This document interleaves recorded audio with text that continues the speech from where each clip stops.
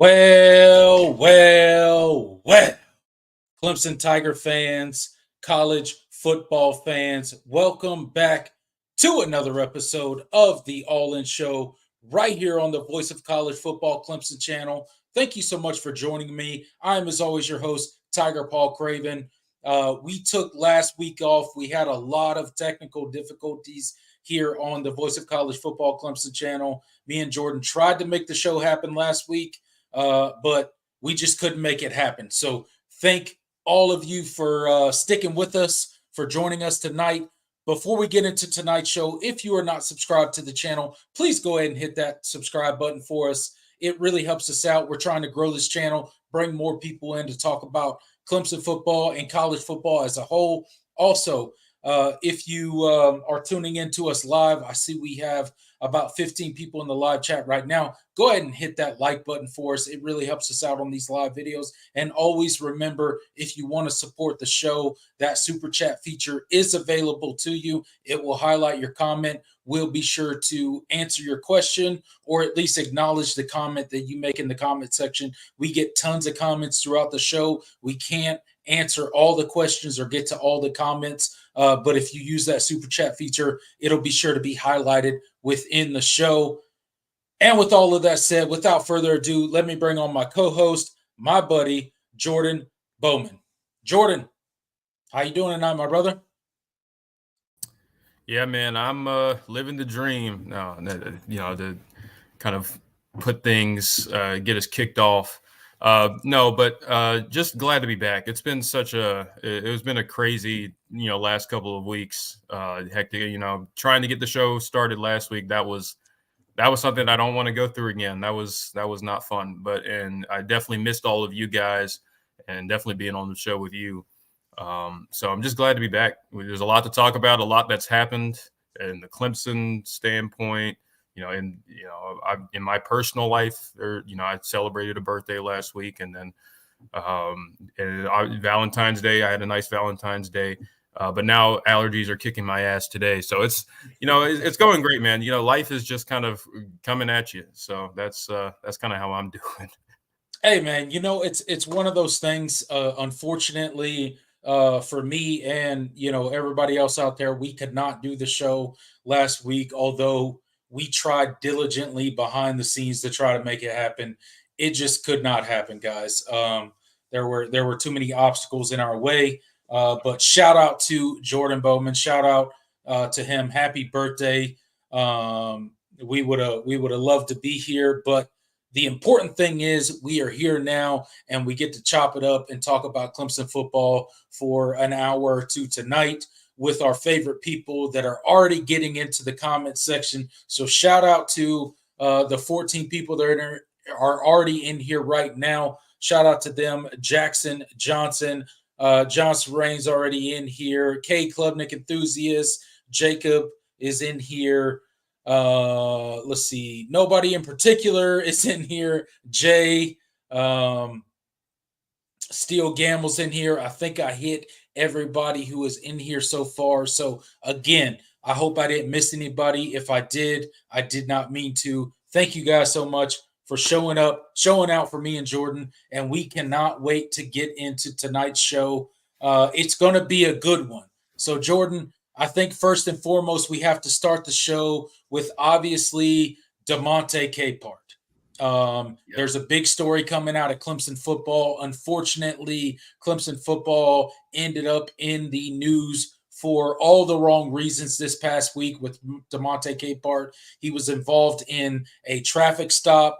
They ended up searching the vehicle. There was a gun found, and he was obviously subsequently arrested for that gun possession on the campus of Clemson. You can't be in possession of firearms on the campus of Clemson. Obviously, it's a school. They do not allow firearms to be involved. So, what were your initial thoughts when you heard about the arrest of DeMonte Capehart? This is a guy, by the way, before we get into it, he's a fifth-year senior, right? He's a veteran guy. He looks to be, at least from a Clemson fan standpoint, you hope that he would be a veteran presence on this defensive line, particularly the defensive tackle position, right? He looks to be, a guy that's mature. Obviously, he's stuck around Clemson. He's waiting for his opportunity. This year would, seemingly be his opportunity that would hopefully translate into some amazing play on the field and hopefully some money in the NFL for him. So, what were your initial thoughts when you heard about this arrest of DeMonte Capehart, and what are kind of the details that you are hearing come out of what transpired and what led up to him being arrested and kind of the situation as a whole around it?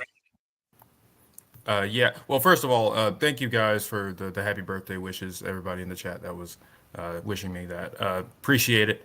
Um, but yeah, I mean, when I first saw the news, it was, I mean, I saw it pretty soon when it started to break. I believe Chapel Fowler over at the State was the first to kind of break the story.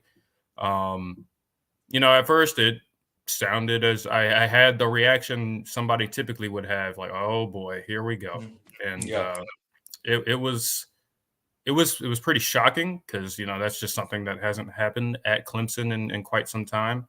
Um, but you know initially I was like, oh man, so what are the consequences? Is it going to be, what are the legal consequences? What are the disciplinary consequences? Is he going to be kicked off the team? Stuff like that. I mean, especially when a similar situation happened over at the other program in the state with defensive lineman Xavier McLeod several months ago.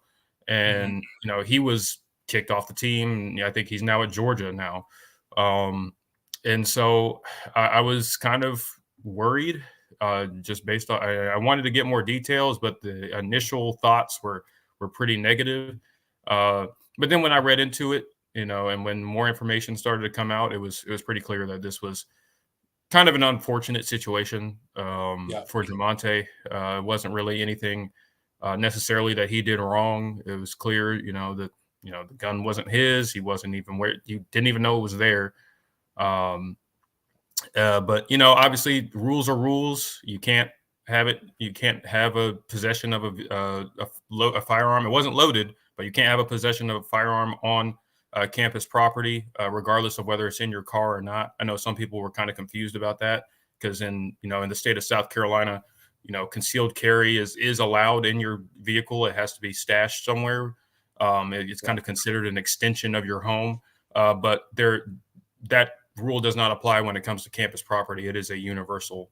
Um, it's a universal rule. Can't have any possession of firearms on university campus. So obviously the charges were pretty pretty scary at first, but now it's clear that he's not going to see too much legal consequence from this.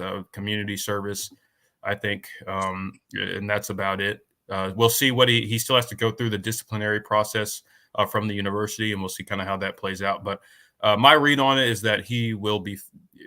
This will be something that obviously he'll have to pay some sort of penance for, but nothing significant as far as his status with the football team, um, and his ability to play in 2024. Yeah, obviously, on surface level, when I first heard about it, it sounds bad, right?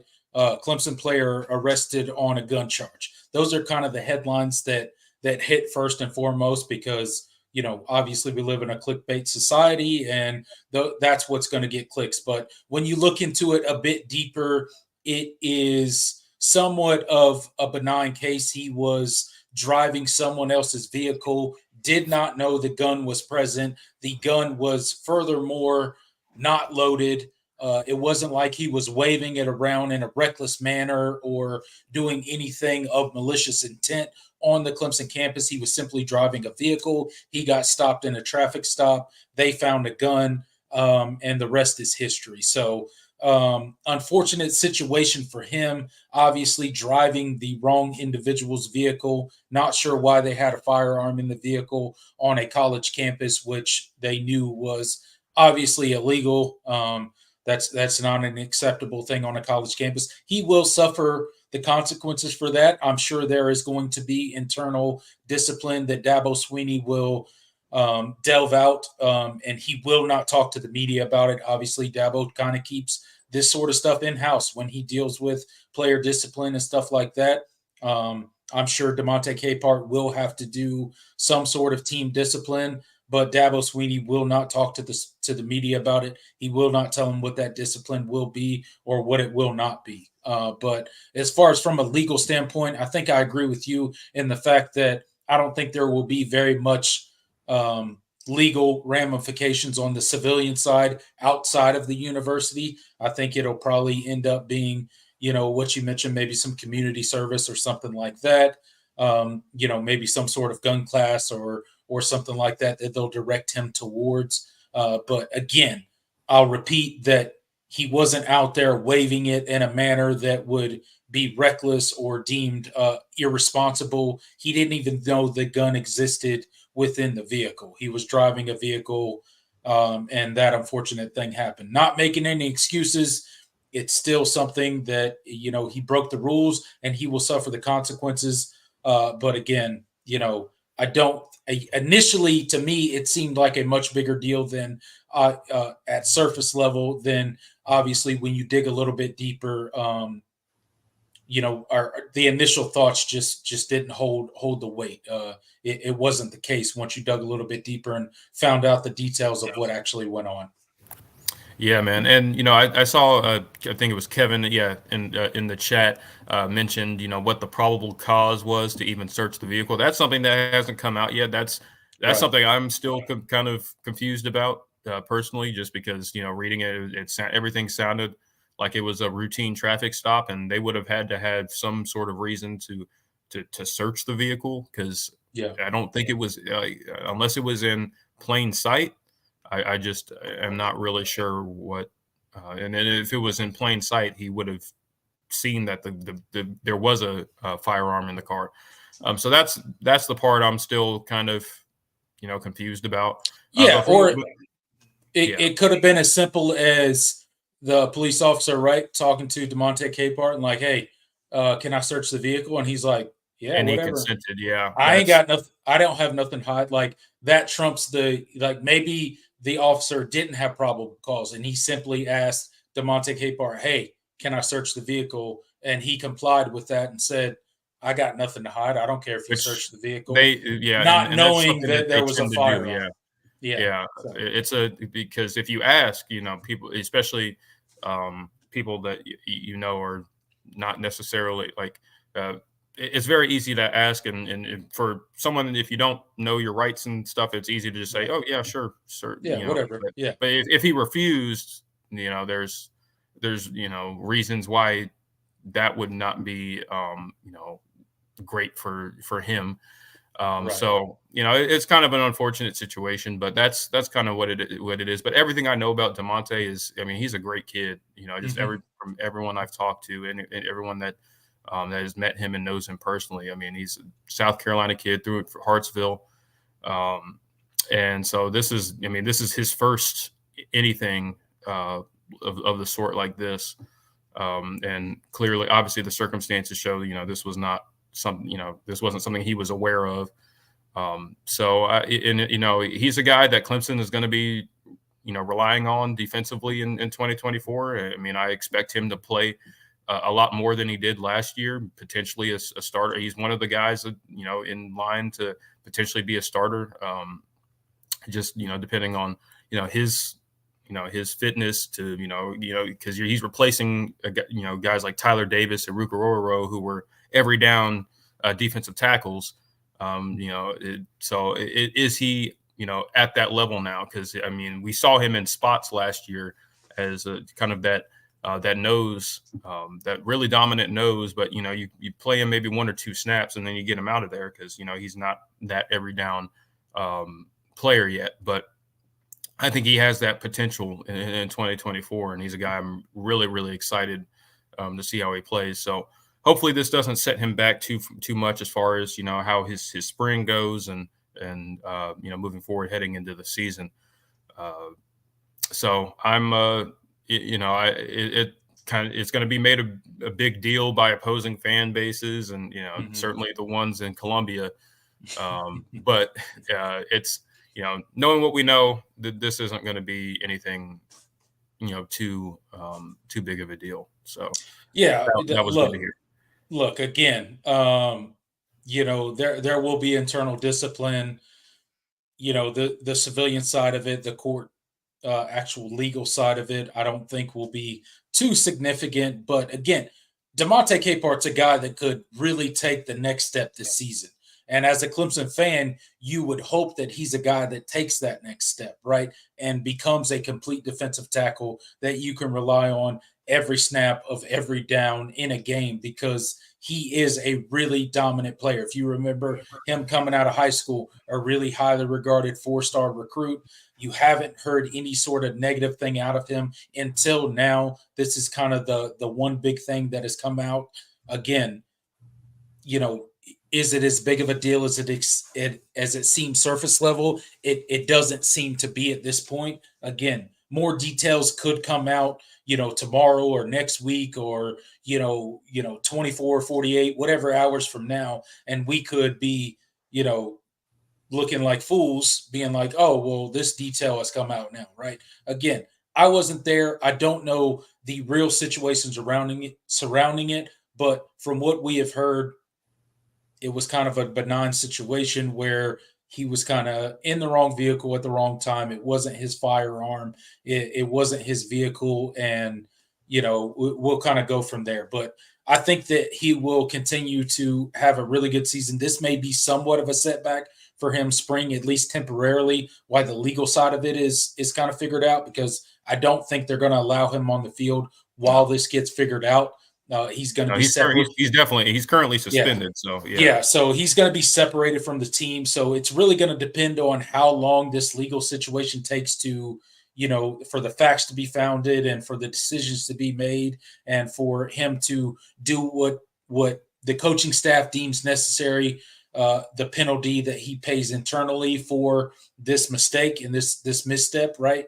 And that will really depend on the severity of the legal side of it and all the facts that come out eventually. So I guess it's still up in the air how much it'll affect his spring. Hopefully, it doesn't affect it a lot, because I look for him to really be a key in this defensive tackle position and really take the next step next season. And I think that's going to be a key point of Clemson's defense. And if that can't happen, that certainly is not a good thing for the Clemson Tigers. It will certainly affect the depth and the defensive tackle position, although it be a very deep position for the Clemson Tigers. It will affect us if he can't go for the entirety of spring, if this gets drawn out for any period of time. yeah, absolutely. So I mean, we'll see how it goes. Obviously more details could come out, like you said. So, but man, I just am hopeful that nothing more comes out like this. Hopefully this is kind of a warning sign to the rest of players, to be Yep. careful and kind of and how they, because this off time can be a dangerous time. Being in college, trust me, Always is, man. yeah, Always is. and knowing what having been at Clemson and I've met players and I know kind of what the trappings are of being a college athlete. So you got to be careful. And so hopefully, that's kind of a message that's being preached to the rest of the roster, as far as it's okay to have fun. And obviously this wasn't related to him doing anything he wasn't supposed to, but still just kind of that you got to be, when you're a college athlete, with a lot of money, especially the ones with a lot of money on the line and NFL futures, like DeMonte Capehart, you kind of have to be careful with how you move about, and you got to be extra careful about things that you are involving yourself in and the people you trust and all of that. So I don't know. I don't know whose firearm it was, but whoever it is, I would, if I were DeMonte, I'd have some serious questions right now. Yeah, that'd be the end of that friendship Yeah, if that was my friend. yeah, absolutely. Absolutely. You put me in a really bad situation. But hope the best for DeMonte Capehart. Hope all the facts come out and that his name is cleared pretty quickly. It sounds like it will be, but again, we will see. But go ahead and shifting gears to our next topic of the night, and that will be a recruiting update. Okay, tons has happened, I guess, since the last time we have been on. Obviously, National Signing Day happened since the last time we've been on, Jordan. Although it was uneventful for the Clemson Tigers, it is still something that is held at least some regard in college football. I think it will be December will be National Signing Day in short order. At least it should be, because National Signing Day at this point is an absolute joke, right? There really is no real big movements on National Signing Day. It's really all about the early signing period that's done back in November. But the 2024 class checks in at number 15 overall for the Tigers, number 11 composite. That's got 22 signees for the Clemson Tigers. Obviously, the highlights of the class are TJ Moore, Brian Wesco, Sammy Brown, David Ajamome. Like those are kind of like the highlights of the class, the guys that really Clemson, overachieved on and really landed some really good guys. You also got guys like Nolan Hoosier, the kicker that we hope is as advertised, because we have some issues in the kicking game. I don't know if you watch Clemson football in the 2023 season, but we could use a really good kicker. And by the way, we nabbed an amazing tight end that looks to be the real deal in Bentaker. So tons of stuff happened in the 2024 class. It was sort of a roller coaster, a class that we didn't really get any offensive linemen, and then we closed really well at that position. So overall thoughts real quick on the 2024 class, and then overall recruiting as a whole. Any new updates for what you think about the 2024 class, and then we'll transition to the 2025 class real quickly, and then get to the next topic for tonight. Yeah, just to put a final bow on this 2024 class. I think what you've seen from this staff as far as kind of the strategy. I think last cycle they went really hard in the trenches, especially on the defensive line, but they nabbed some really big offensive line commits as well.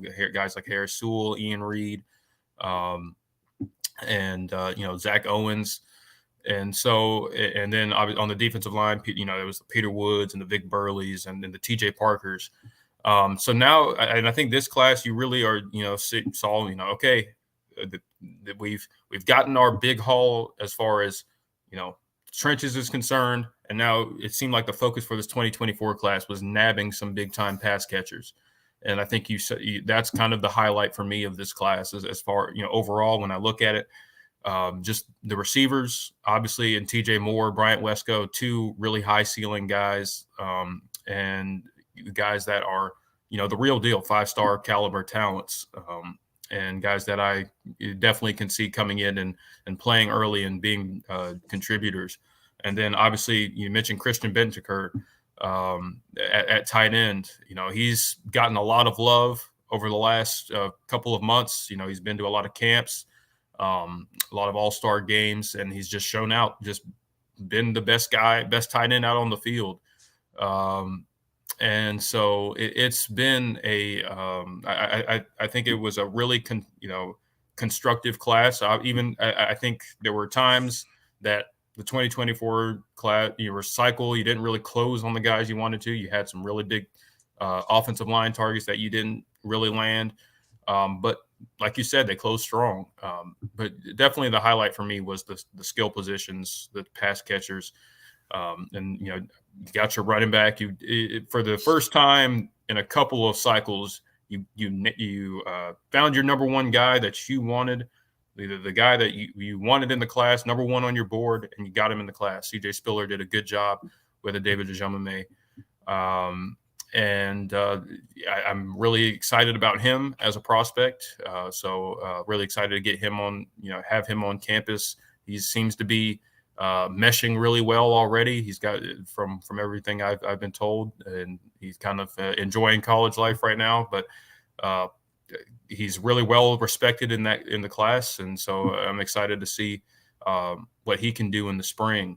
So really happy with this 2024 class overall.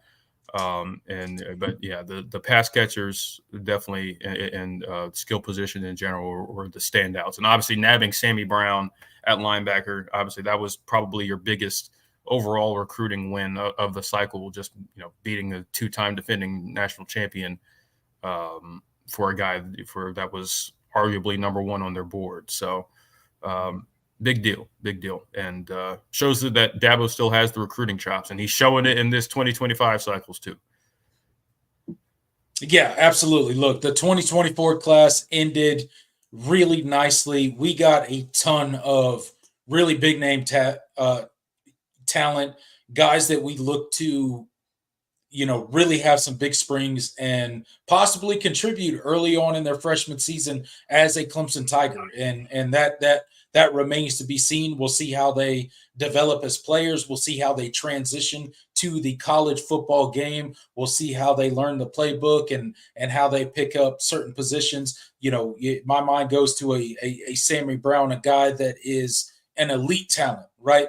But how is he going to pick up the linebacker position? It's a very nuanced position. It's a position that takes a lot to learn. There's a lot of things that are going on from play to play as a linebacker. So how much he will contribute, I think that is yet to be seen. But I look for him and guys like TJ Moore and Brian Wesco and those guys to contribute greatly to this 2024 season. So we'll see how it all works out. We got a full spring ahead of us to kind of talk about it and see how spring goes, and then watch the spring game, and we'll have more to talk about there. So there'll be tons coming up to kind of talk about the 2024 class and how they're hitting the ground running when it comes to Clemson. But transitioning to kind of 2025 and looking forward to that kind of class, because as we all know, as college football fans, college football really is a year-round sport, especially if you follow recruiting. And some of the biggest strides are made in the summertime when it comes to recruiting classes and really putting together, top 10, top 5 type classes. And Clemson's got a chance to do that if they can continue the momentum. Right now, they are an overall number 3, a composite 3 in the 2025 rankings. What really jumps out to you, Jordan, in the 2025 cycle, and what Clemson has been able to do, especially early on, which is a little different from what Clemson has done in the past? They haven't quite been as aggressive or as successful, I guess, in landing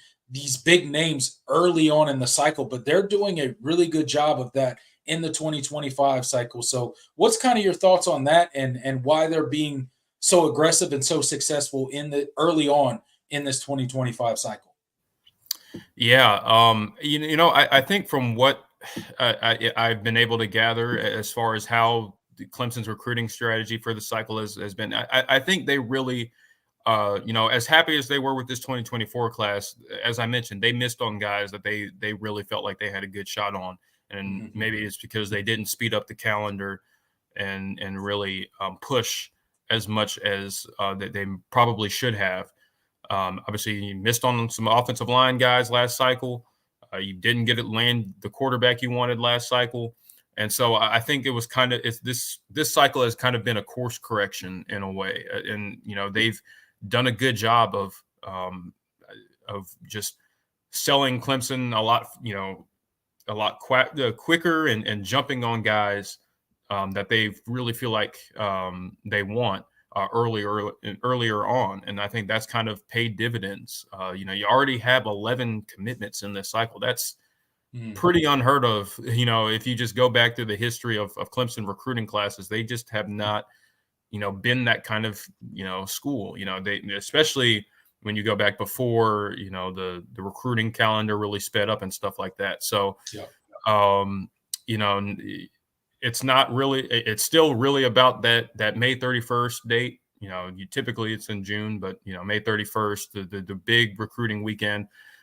But they've done a good job of taking advantage of those earlier months, those contact periods, to really get guys in the fold, and that's been big. And it started even before the end of last season.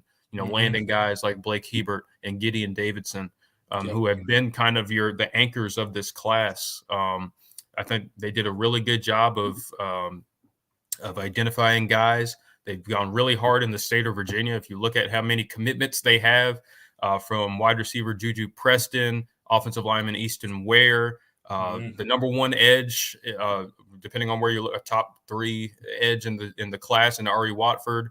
Mm-hmm. Um, they've done a pretty fantastic job of kind of identifying the guys that they want, and they've hit that area really, really hard this cycle, and it's paid dividends. And it's a state that's been good to Clemson in the past, and they're starting to tap into it a little bit more, and they've identified guys. And so I think they've just done a really, really good job overall in this cycle of selling Clemson. I think the upgrades in the staff have certainly helped and have started to pay dividends. So it's kind of been a mix of different factors. It's a course correction from some of the pitfalls of last cycle, and just the upgrades that that Dabo has made with the staff. They've just done a good job of selling Clemson and getting the right guys. And so I'm really happy with where this class is shaping out so far. And there's still a lot of big names that the Tigers have a really good shot on. Yeah, absolutely. Look, the Tigers are far from done. Obviously, in the 2025 class, we got the big recruiting weekend coming up in June that Clemson does every single year. A lot of these 11 hard commits that Clemson has so far will be back on campus for that, along with a lot of guys that they are still recruiting, guys that they're trying to make headway with. And I think you said it best. These new hires that Dabo has made over the past really 2 seasons, but particularly this offseason in Matt Luke and Chris Rump has already paid dividends for the Tigers, especially on the recruiting trail. You can already see it. I mean, Matt Luke is absolutely dominating in recruiting for 2025 already, as is Chris Rump.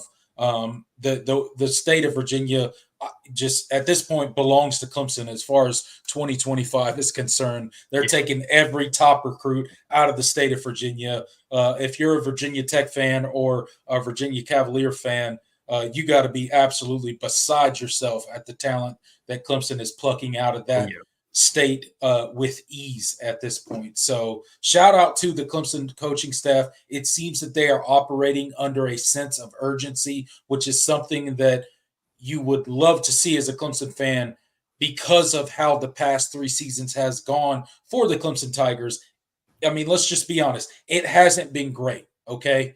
And we have lacked some, I think, intensity on both players and coaching staff, and that seems to have returned to the coaching staff with some of the firings that Dabo Sweeney has done as of late, and some of the recent hires and the new, I guess, injection of energy that has entered the staff, the new eyes, the new ideas, the new perspective that has entered the Clemson coaching room. And I think that's a good thing, although Clemson has a great culture and a great coaching staff before. An injection of new talent every now and then is a really good thing because you get other perspectives. You pull a guy like Chris Rump from the NFL who has a ton of perspective when it comes to that end. A guy like Matt Luke from multiple college football programs, a former college football head coach, a guy that has put countless, talent into the NFL along the offensive line. So you are just adding to your resume as Clemson with these two guys, and I think it's already showing up in the recruiting rankings in the recruiting cycle for the 2025 class. I look for them to continue that momentum into the summer of 2025 after they get out of spring. There could be possibly, I think, maybe some additions via the transfer portal. We'll see what happens in the spring and who leaves and all that kind of stuff. I don't want to get too much into the weeds with that, but just be on the lookout. It's not out of the realm of possibility. There could be obviously some turnover with this roster heading out of spring, and I'm sure there will be. Yeah. And they are, and then like I said, there's still a lot of big time names out there. I don't obviously this is not expected to be a large class, particularly large class. Typically Clemson is on a 3 to 4 year cycle where it's like where they decide to sign a large class, and 2023 was that most recent class.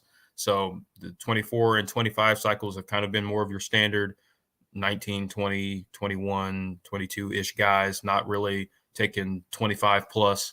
What they have 11 commits, so you could say the class is about halfway complete in a way, if not more than halfway complete. But there's still a lot of guys and that they are in it for, and are definitely some oversigned candidates, even if they hit the number at a particular position. And so, obviously, all eyes are on that May 31st date. We've had a couple of guys. We've had several, not just a couple, but several confirm their attendance so far already. Had another one or two confirmed today. The number one athlete according to 24/7 Sports, Jordan Young, for example, from my neck of the woods in Monroe, North Carolina. Really excited to see him because he's a guy that I think Clemson really likes as a safety. I think that's where he will play if he does become a Tiger. But he's a guy I could totally see playing, receiver, and he has that kind of ability. But I think his future is definitely at safety, and he's a guy that that Clemson is really, really high on. He confirmed that he will be in attendance for that May 31st official visit weekend. So that's a big deal. Some other big names. Obviously, the number one player overall on the board is offensive tackle David Sanders from Providence Day in Charlotte. He's a guy that, Clemson, has been in contact and been familiar with for a long time. A guy that, I would have told you maybe 12 months ago that I could totally, I think Clemson is very much, in it, if not in the lead for him. Mm-hmm. And as we kind of progress through season, that kind of buzz seemed to fade. Georgia is a program that's been really involved with him. Tennessee is another program that has been extremely involved with him. And, there was kind of some sentiment that, Clemson was kind of fading in that recruitment and that, they had some catching up to do. And I think this things really changed when Clemson made that Matt Luke hire. Yep. Big time. I don't think it can be stressed enough how big this Matt Luke hire has been. I mean, obviously, you've seen the results already in this class as far as the offensive line commits are concerned. But I don't think there's a recruit that Clemson moved the needle with more than David Sanders with this Matt Luke hire. It was just absolutely big deal. And they've from everything I've read and been told that they hit it off pretty immediately. And he's been extremely aggressive in a good way in recruiting him. And that was something that I think resonated with David, because I think he had felt that, Clemson, I don't really hear from Clemson much before that. He's like, he's a guy that grew up watching Clemson and cheering for Clemson. And so, it was kind of like, I haven't, I'm not really getting the kind of love from Clemson that I thought I would. And I think this Matt Luke hire has definitely paid dividends. And so I think Clemson did itself a lot of favors with the Matt Luke hire, and especially on the junior day. And so I think that Clemson definitely made a lot of ground, a significant amount of ground, and to the point where I think Clemson is firmly in that top three, I think, and they'll be in this to the finish and have a very good shot at landing him. So I'm really excited to see how that kind of pays off. But he's not the only guy on the board. Obviously, the offensive line has definitely been a focus for this class. Zaire Addison has confirmed that he will be at the four-star offensive tackle. Zaire Addison has confirmed that he will be at the May 31st official visit weekend, as well as four-star offensive lineman Max Buchanan. As impressive as Clemson's offensive line haul has been so far, it has room to get a lot better. So just really excited. Some other names: four-star linebacker Jaden Harmon. He's a kid that Clemson I think is in good shape with so far. He's depending on how far he chooses to extend his recruitment, could maybe sway the balance. And I think that May 31st official visit weekend is very, very key. I think Florida State has done a good job of recruiting him as well and has given him some pause. So I think Clemson has a really big opportunity this summer to really kind of take a stronghold or a firmer grip on that recruitment. Four-star defensive lineman Christian Garrett, he just released his top 7 today. Clemson made the cut. He will be in attendance for that May 31st official visit weekend as well. So I just I don't want to list all the names, but I just wanted to hit some guys that stood out to me. It's very clear that Clemson is, they, like I said last cycle, they were really big on skill positions and defensive back. I forgot to mention. I know John Sarian was giving me crap for not mentioning Corian Gibson and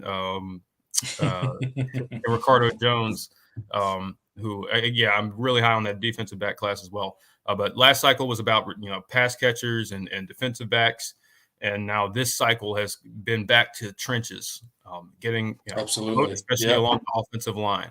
and they've done a good job on the defensive line as well with, guys like Isaiah Campbell and Amari Adams and Ari Watford already in the fold. Absolutely. So this is shaping up to be a really complete class. You have your quarterback, you have your running back as well. So we'll see kind of how the receiver board shakes out. They have there are some names that Clemson is very much in it for, but we'll have to see. Cortez Mills, 4-star wide receiver, is a guy that stands out to me that Clemson absolutely loves. But I think his recruitment is still he's still kind of just taking off. You already have Juju Preston in the fold, a guy that I think is going to get a lot of love when kind of more recruiting sites start to pick up on his ability. I'm really excited about just how this class is shaking out so far, and really interested to see as we get closer to that May 31st date, where a lot of these guys are and kind of what the overall list of visitors will be. Yeah, absolutely. And you expect outside of, or following that May 31st big recruiting weekend that Clemson does, every single year, you would expect some big time, commitments coming out of that. And, you look for Clemson to continue the momentum for the 2025 class.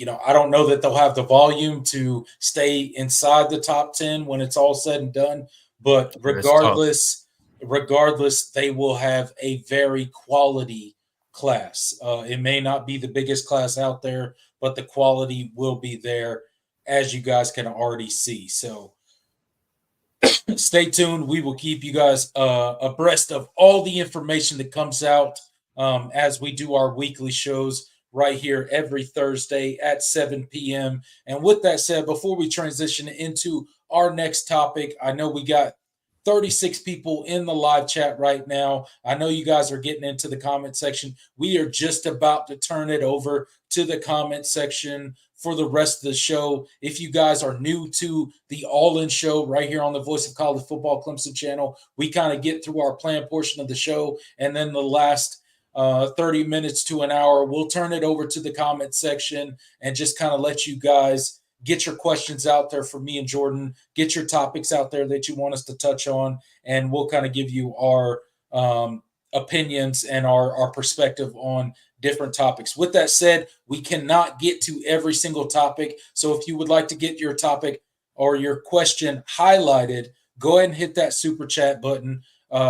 Get that in there. It'll star your comment, and we will be sure to highlight it, get to it, and respond to it. Thank you guys so much for being here. We really do appreciate it. And let's go ahead and transition into a new segment that we are going to do, Jordan. Now, we're still spitballing this name, if you will, but right now we're going to call it Around College Football, and we're going to quickly do kind of a quick fire type setting for just big topics, big things that are happening around college football, whether it be coaching changes or recruiting or whatever the case may have something to do with Clemson, may have absolutely nothing to do with Clemson. And me and Jordan are just going to kind of quick fire it, give you our thoughts, and then we're going to transition into the comment section and get into your thoughts. Okay, so Jordan, first and foremost, the first thing I think we'll get into tonight is the NIL bill. Real quickly, South Carolina last week, we were going to talk about it on last week's show. Obviously, we didn't get a chance, but Shane Beamer, Dabo Swinney went to the Capitol at South Carolina. We're petitioning for this NIL bill, to pass. And really what they're doing is making a couple revisions to an NIL bill that was passed back in 2018. And kind of what they're doing is saying that they're not tying any NIL money to academic performance. That is going away. That language is going away in the bill particularly for South Carolina. And then universities playing a role in identifying, creating, and even soliciting and facilitating NIL deals for players. So the language is changing from they weren't allowed to do that at all to now they can play an active role in both acquiring and advising players on NIL deals and maybe facilitating and securing those at the same time. So, quick thoughts on those changes to the NIL bill and just kind of seeing Dabo Sweeney and Shane Beamer up at the Capitol at the same time talking about an NIL bill. Pretty funny, if you ask me. Yeah, it was, and if you saw the pictures, some of the pictures that were coming out, it was kind of goofy. It just they were sitting right next to each other, and so there were some funny shots. I thought there was one in particular that was really funny of Shane. He kind of had this. It was kind of it's obviously it's a still shot, so I don't know what he was thinking, but his face looked to be, kind of bored or frustrated and. Dabo kind of has his he has like full possession of the armrest. I don't know why I thought that was so funny looking because Shane is just he kind of has his hands on his elbows are resting on his legs, and Dabo has just completely bullied him for the armrest. Oh man, Dabo out there, big brother and Shane Beamer. Yeah, Come on, man. he sunned Come him a little on. bit. I Oh thought that was no. funny. Come on, Shane. But in all seriousness, no, this was this is supposed to be a rapid fire segment. But this is a big deal for the state of South Carolina for both programs. Obviously, there are a lot of obstacles from a Clemson standpoint and the South Carolina standpoint as far as being competitive in NIL for various reasons, and obviously state legislature and legal things were part of that. So this is a big deal and kind of making things a little bit more streamlined and a little bit more easy as far as collectives knowing what they can and can't do as far as player compensation. And it'll make it easier to be more transparent to prospective recruits, transfer portal targets, all as far as what they actually will could be receiving. Not obviously not dollar amounts, but what kind of money they're allowed to be receiving and where it's actually coming from. And so South Carolina's kind of been slow. The state has been kind of slow at that. Other states have passed more revised NIL laws more recently, and it's part of the reason why I think both programs have fallen sort of behind in some aspects as far as that's concerned. So this is a big deal. Yep. Yeah, absolutely. Huge deal. And to Dabo's point, I think one of the big points that he made before we move on is just it will allow Clemson to take full advantage of the NIL facility that they originally built several years back. And taking full advantage of that and all the resources that are there. So, transitioning to the next point, the Big Ten and the SEC have formed a committee. Oh my goodness. College football is ever changing. It is a weird landscape that we are in college football. I think this is a further step into the kind of new age of college football that we are eventually going to head to. What's kind of your initial thoughts when you heard of this committee and them kind of aligning themselves, if you will, as the two big conferences of college football? And what do you think it means for the rest of the conferences, the ACC, the Big 12, and more importantly, Clemson, who we really care about? Yeah, absolutely. I think it's just kind of another sign that the NCAA in particular is starting to lose its grip on major college athletics and especially major college football. It's clear that there needs to be some sort of governance and guidance as far as how the sport is going to function in the future. And so the SEC and Big Ten, it's clear they've been the clear dominant voices and forces as far as kind of conference realignment and just the overall shift in how college athletics in general has changed.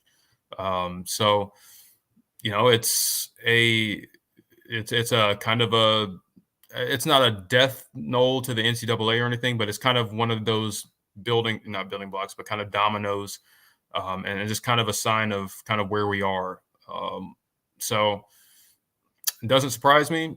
It's something that probably has been in the works for a while, and it's definitely more relevant than that alliance from a couple of years ago between the Big Ten, the ACC, and the Pac-12. Yeah, look how quickly that lasted. Then the Big Ten You mean that alliance that single-handedly lasted about 5 seconds? Yeah, until the Big Ten just completely blew up the Pac-12 and crippled it forever, and now it's no longer in existence, essentially.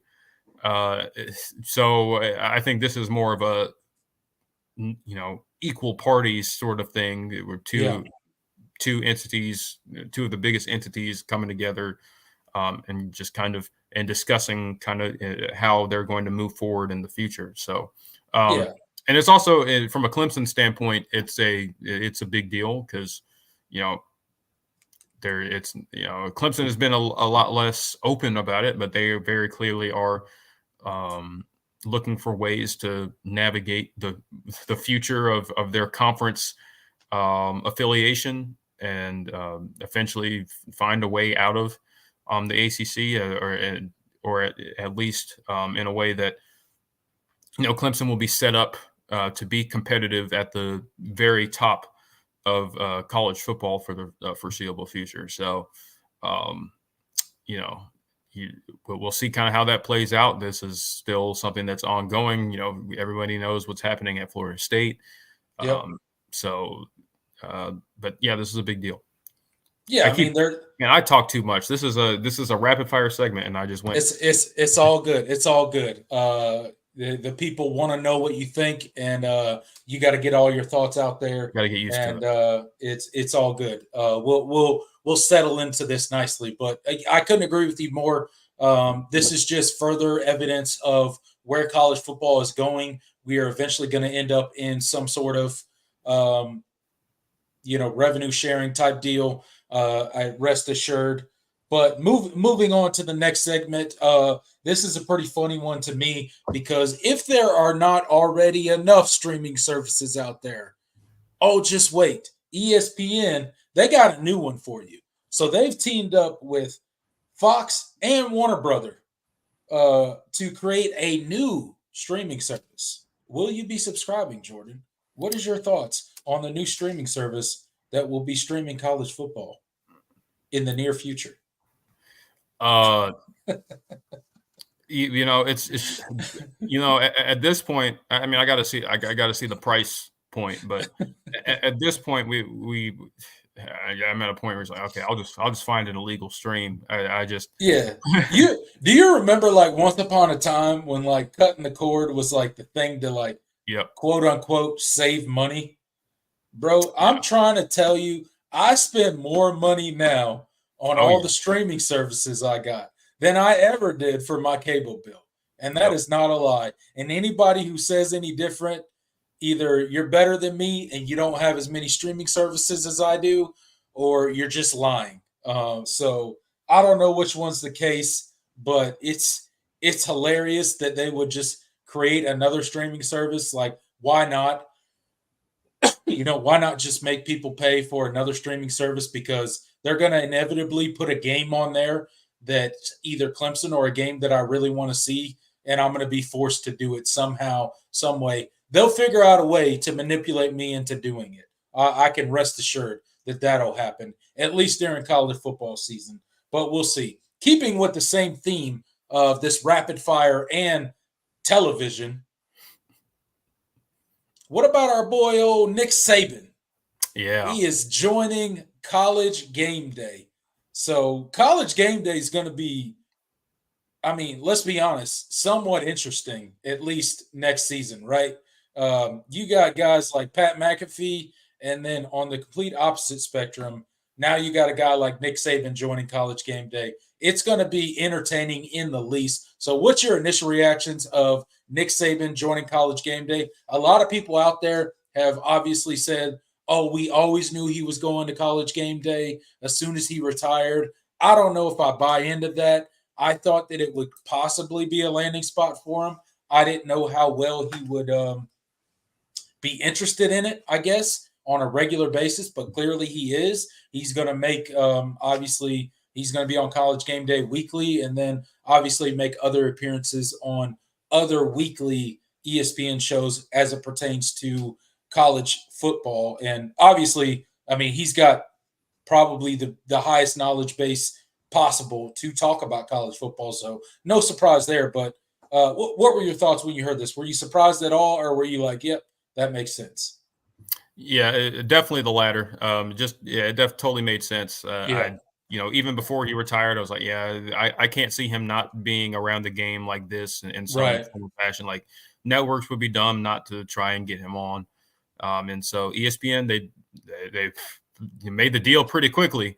And Nick Saban is a guy he's that kind of personality. He loves being around football in any form or fashion. That's why he still has an office at Alabama despite retiring all of that, Hmm. and being an advisor to Kalen DeBoer and all of that. So now he kind of I always thought he would be great um, on TV. When he would come on for special guest appearances, that he brought a lot of insight and knowledge to the game, the game and to the commentary.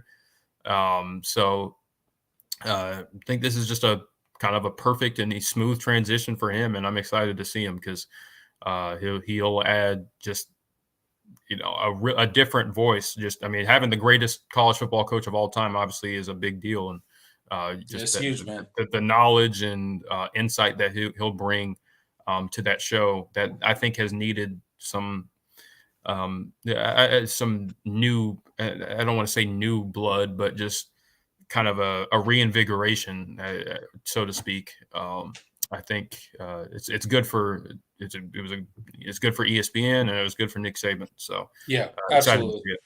I think, I mean, college game day, as a show, couldn't have made a better hire. I Yeah, mean, obviously, people are going to tune in to see what Nick Saban has to say every single week. I don't care what they say, love him or hate him. You're probably going to tune in to see what he has to say about your team, yep, because what he says, again, love him or hate him, it holds weight. It it yep. is it is a an opinion that has merit to it. So I'm excited to watch Nick Saban this season on College Game Day. I can't wait to see it. It's probably going to be entertaining. I'm interested to see the interaction between Pat McAfee and Nick Saban week to week on College Game Day. I'm Oh not going yeah, to lie. I'm really excited to see what that looks like. I think it's going to be good. I think it's going to be really good for TV. I think it's going to be entertaining. So, again, can't wait to see it. But we got quite a few months before we get a preview of that or get to see that. Transitioning into our last rapid fire question before we move on to the comment section, Jordan. And that is a couple sort of bizarre, I would call them, coaching moves in college football. And that is one, Chip Kelly stepping down as head coach at UCLA, head coach at a major college football program, to become an offensive coordinator at Ohio State. Obviously, a step down in both money and responsibility. And then you got a guy in Sean Elliott to South Carolina, step down as a head coach from Georgia State to go to the staff at South Carolina. So a couple coaches stepping down as head coach to take a lesser responsibility. What are your thoughts of that? Sort of bizarre, if you ask me, at least on the surface level. yeah. From the Chip Kelly front, yeah, you know the move was surprising, but when the reasoning was kind of something we kind of always knew. Chip Kelly is a guy that has I think he did a fine job at UCLA and made them competitive. He took over that program when they were in a really poor spot, and kind of made them respectable, and they had some nice seasons. Um, but he's a guy that he's never been a big guy on recruiting. That's just not something he was particularly enjoying. He's known for his offensive mind and putting together really strong teams on the line of scrimmage. But he was never a guy that was going to elevate UCLA from a recruiting standpoint. Which you're UCLA and you're in the state of California and you have access to all of this talent, and he just wasn't able to really utilize it. There was some crazy stat. I was listening to the 24/7 Sports Recruiting podcast a Mhm. couple of days ago, and they were talking about Chip Kelly's move, and something like two I think two blue chip two blue chip prospects from the state of California went to UCLA in the last like 3 cycles or something like that, like something ridiculous. Like that's Wow. pretty awful. You almost have to try not to land, especially with how much blue chip talent is in the state of California. It's kind of crazy that he was only able to land 2 of them. And it just kind of shows you kind of his mentality towards recruiting and being a head coach. And especially, UCLA is a program that has a lot of NIL potential, but they hadn't really dabbled and really, I don't feel like they've dove fully into it. So this one was just kind of Chip Kelly, he's a ball coach. He's not interested in all of the auxiliary stuff of being a college football head coach, and he wants to coach ball. And so going to Ryan Day's staff where he, has a more talented, pool to work with as far as players are concerned, but also he has a staff around him that can recruit for him. It kind of makes sense, but just knowing who Chip Kelly is, but it's still surprising just from the optics of it. It's just weird to see a coach step down from a head coaching position to take a coordinator job. And then Sean Elliott, returning to South Carolina, from what I understand, that was something that had actually been in the works for a while and had been talked about since like last year. But, it's still surprising, but Sean Elliott is a guy that loves South Carolina. If you don't remember, he was the interim head coach when Steve Spurrier stepped down for, I think, 6 games of that 2015 season. He's had a lot of love for South Carolina, been there. He had spent a long time there. He was their offensive line coach previously. Now he's going to be their tight ends coach and run game coordinator. So I think it's a big hire for Shane Beamer from a Clemson and South Carolina standpoint. That's a big hire for him. But it's strange for it's kind of tough for Georgia State because they were 2 days into spring practice when he decided to resign. So now they're kind of scrambling to find a new coach. But that's just kind of the reality of where we are with college football. So you're seeing coaches not really wanting to deal with the responsibilities, the extra responsibilities with how the college game has changed. And some guys just want to coach ball. And so yes, that gives him the opportunity to do that. And he's, like I said, he's always loved South Carolina. It's getting weird in college football with a lot of coaches just kind of punting on the whole, what is college football at this point in time. I think we're probably headed to a better place for college football eventually, but right now college football is a mess. I think any college football fan would tell you pretty clearly and plainly that college football is a mess. Being a college football coach right now, specifically a head coach, is probably one of the most taxing and difficult jobs that you could have,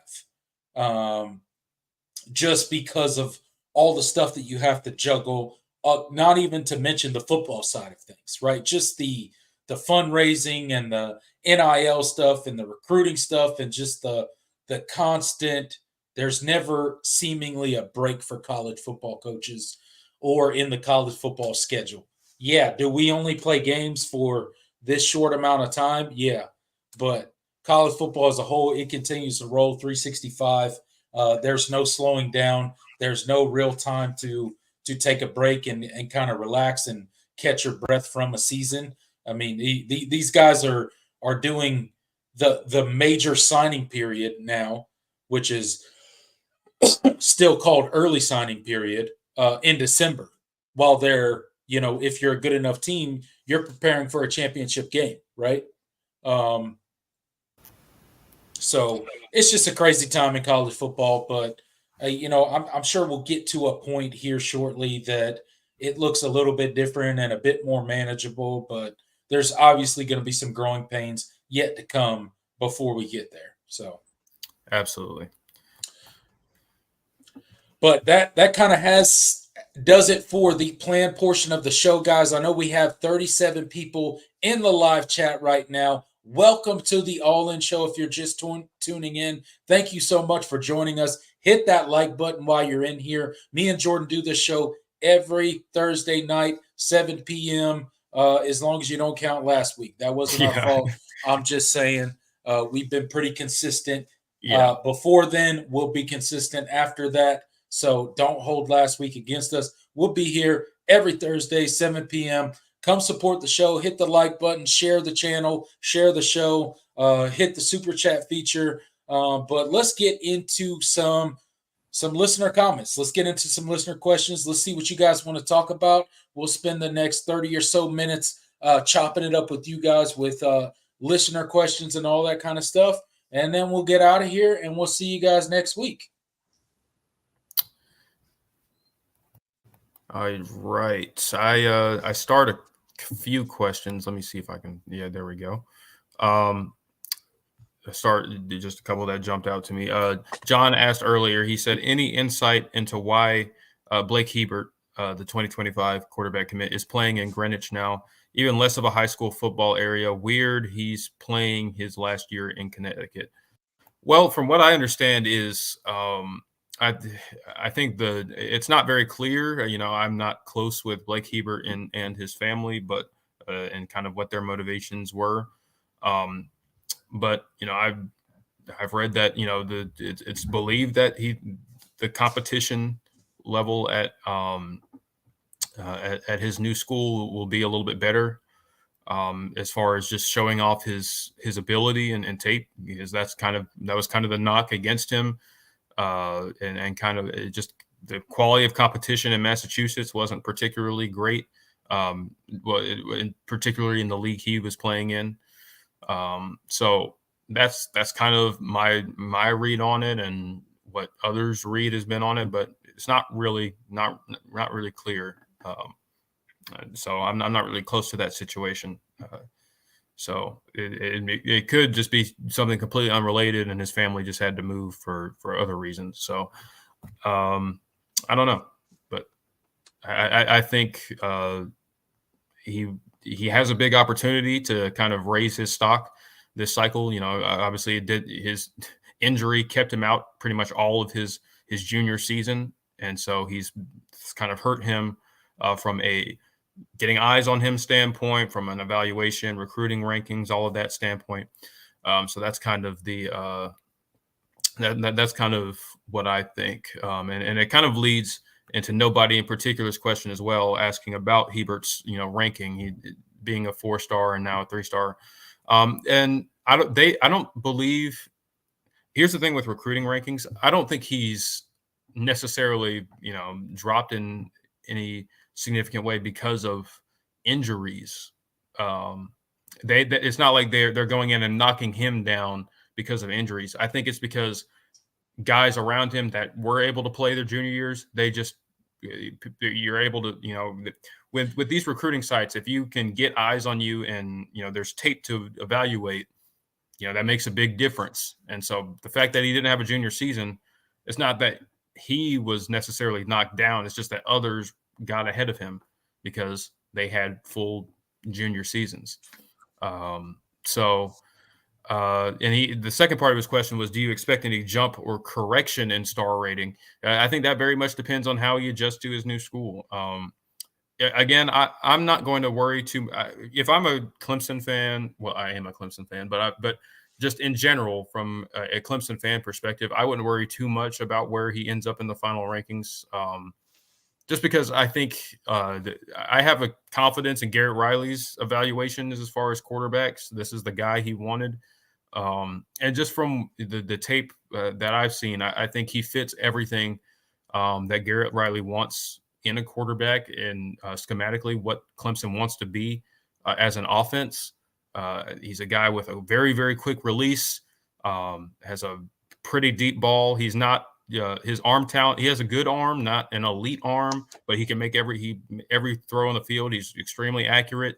He's not a guy that's going to burn you for 50 yards although he did have a long run in his sophomore tape, but he's not a guy that's typically going to burn you for big runs. But he's a guy that can extend plays with his arm, with his legs, and make plays with his arm on the run, and give you 5 or 6 yards if you need him to. And so he has that. He has that kind of do it all sort of mentality and vibe about him. And he's got, obviously the build is really, really nice. Um, he's kind of like Max Duggan at TCU, just kind of what he reminds me of. Um, and that, I mean, we saw the kind of season Max Duggan had his 1 year under Garrett Riley. And that should excite you. I think if Clemson had that kind of quarterback play the last few seasons, we're probably having different conversations about where Clemson is as a program. So, yeah, I wouldn't worry too much about where his final ranking ends up. We'll see what he has a big opportunity to jump up if he has a really nice senior year and kind of bounces back from that injury. And so that's something I'm excited to see, and just kind of how he adjusts to his new school and new teammates and all of that. Definitely will go a long way. I had one more. Okay. StreamYard froze on me for a second. I couldn't read. Zechariah asked, do you guys know what Corian Gibson's leg injury was last year? From what I understand, it was an ACL. So from what I know, he's rehabbing really, really well.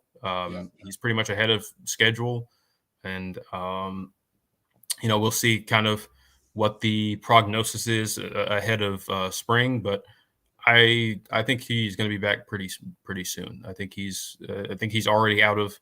I think he's walking without a brace or a boot. It's just kind of about medical clearance right now. So his surgery went well back when it happened. So we'll see kind of where he is and kind of what the staff says about him, heading into spring ball. But I think he's doing fine.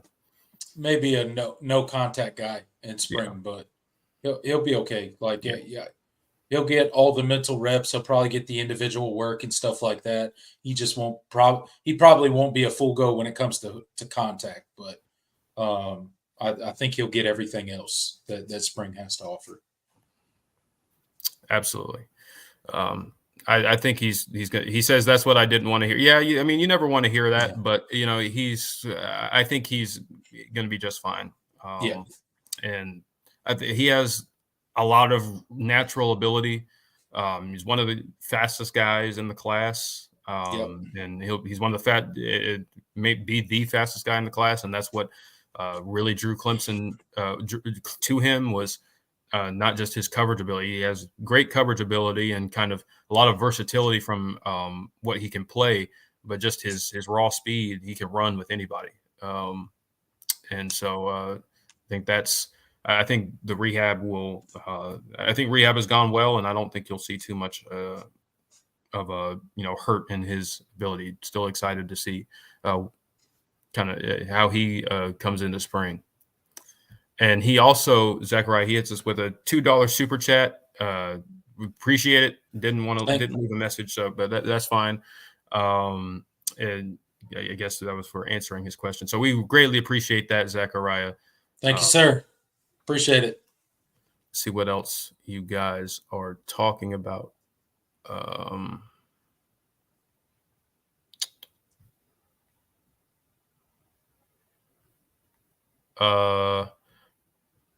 Only Four Family asks, who jumps ship first? Wide receiver room is getting crowded.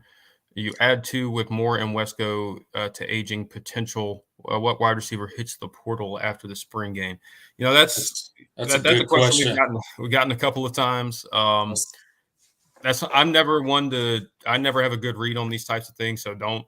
I'm never going to just say names and say okay, I feel this guy is likely, because it's the transfer portal and these decisions are always difficult. But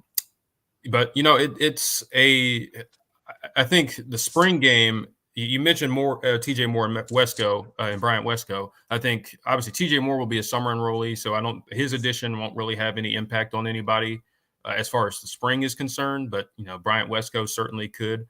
Clemson is currently at the number, so there's not I don't think there's an urgency or reason to process anybody out right now, or guys that need to hit the portal. Yep. And I think there's a lot of room for upward mobility in the wide receiver room right now for a few guys. We have the guys that we're expecting to rely on, guys like Adam Randall, Antonio Williams, Tyler Brown, Troy Stellato, and then you have the guys that for one reason or another are definitely in that mix, but weren't able to have an impact last year, like Antonio Williams, who spent a lot of the year injured, and Cole Turner, who spent all of last year injured, but a guy that the staff is still extremely high on.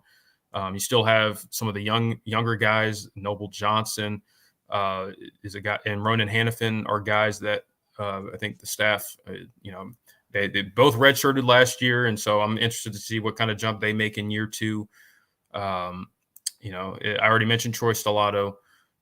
So there's a lot of kind of upward mobility and potential changes in the lineup and kind of what this wide receiver room shakes out to be. So I don't really want to speculate because we don't really have guys that are set and pigeonholed into roles right now. And obviously the addition of Bryant Wesco in particular for this spring period, could possibly change things. We'll see kind of how ready he is and how far along he is from a development standpoint in the spring. So yeah, it is a crowded room. It wouldn't surprise me to see some guys up and leave. But I don't want to speculate on who, because there's just a lot of things that can change from now. And I think there's going to be a lot of competition, and that's what's going to be encouraged in this cycle. In this period. Yeah, and I'm like you, and it's probably a cop out, but a name doesn't really come to mind for me. No. With that said, though, I wouldn't be surprised to, as we go through spring, we get to the end of spring practice, for a wide receiver to hit the transfer portal. It is somewhat of a crowded room. Snaps are going to be hard to come by. There's going to be a certain group that separates themselves, and I'm sure once that group, starts separating themselves sometime in the spring, you would hope that would start to happen, at least somewhat. There might be a guy or two that deems that he may need to move on to really get opportunity to see the field, or to get playing time, or to continue to get developed, or whatever the case may be. So wouldn't be surprised. I would almost expect, excuse me, at least one wide receiver to probably hit the transfer portal come the end of spring. But again, who that is and their name right now, couldn't tell you. Couldn't tell you. It could be somebody that absolutely surprises us. One of the guys that you mentioned as one of the ones that we're counting on in the 2024 season, or it could be one of the guys that have been on the depth chart, or just finished a redshirt season, or whatever the case may be. Like, it could be any of them, really. That's not the answer that anybody wants to hear, but there's not a particular name that comes to mind for me either when it comes to that. So no, but it's just too early to tell. I do expect transfers following spring practice. I just don't have a bead on names at this point, or really even position groups, although wide receiver will probably be one of them. Absolutely. John does point out that he does make a good point. I erroneously mentioned that Ronan Hannafin redshirted. He technically, he did not, because he played a lot of special teams. They were going to redshirt him, and then decided to pull his redshirt. Yeah. But I still think in essence he was a redshirt guy, because he didn't play a ton of snaps at receiver. So, but I think as far as his place in the wide receiver room, I think he's a guy that still, he's kind of in a similar spot as Noble Johnson as far as where is he in his development. He's probably a little bit farther ahead, but they're kind of in that same. They're still kind of in that same group. Just kind of how do they look in year two? type of thing. So we'll see. But he's a guy I like. I like Noble. I like Ronan, and I think Ronan Hannafin he certainly came in ahead and is a guy that I think provides a lot more value right now, and that's kind of why he played more. But again, he didn't get a ton of receiver snaps, and it wasn't like he was getting targets. We haven't really seen him. I think he had maybe one catch this year, one or two. He definitely. I can't even remember if he had one. I know I just know I saw him a couple of times here or there throughout the season at receiver. But yeah, he got in here and there. I'd honestly be surprised if Ronan Hannafin transferred.